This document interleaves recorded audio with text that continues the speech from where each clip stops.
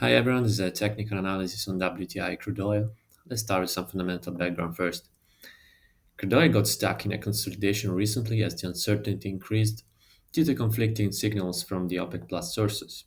In fact, we got a rally 2 weeks ago as some sources said that we could get deeper supply cuts at the upcoming OPEC Plus meeting, but eventually crude oil erased most of the gains following the news that the OPEC Plus meeting got delayed. The expectations are for deeper cuts or an extension to the existing ones, but given the current context, we will need surprisingly big cuts to see a rally in crude oil prices, or else the downtrend should resume amid weakening demand and slowing global growth. Now, on the daily chart, we can see that crude oil recently has been consolidating here due to the uncertainty around supply cuts and the future demand outlook. From a risk management perspective, the sellers will have a much better risk to reward setup around the 38.2% Fibonacci retracement level, where there's also the confluence with the major trend line and the key 80 level. On the 4-hour chart, we can see that the latest leg lower here into the 72 level diverged with the MACD, which is generally a sign of weakening momentum, often followed by pullbacks or reversals.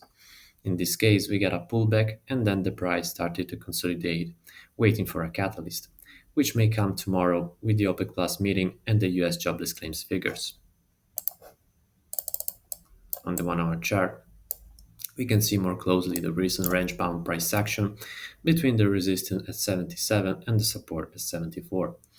This is still a bear's market, so if the price breaks to the upside, the buyers will need to break above the major trend line here to invalidate the bearish setup and switch the bias from bearish to bullish. The sellers, on the other hand, will pile in around the 79.80 range to position for new lows. Moreover, if the price breaks below the 74 support, the sellers will increase even more the bearish bets. Tomorrow we will get the US PC and US jobless claims data, with the market likely focusing more on the latter, given that we already saw the latest inflation data with the US CPI report just 2 weeks ago. There will also be the OPEC Plus meeting, with expectations of deeper cuts or extension of existing ones. On Friday, we conclude the week with the US ISM manufacturing PMI, which missed expectations by a big margin the last time.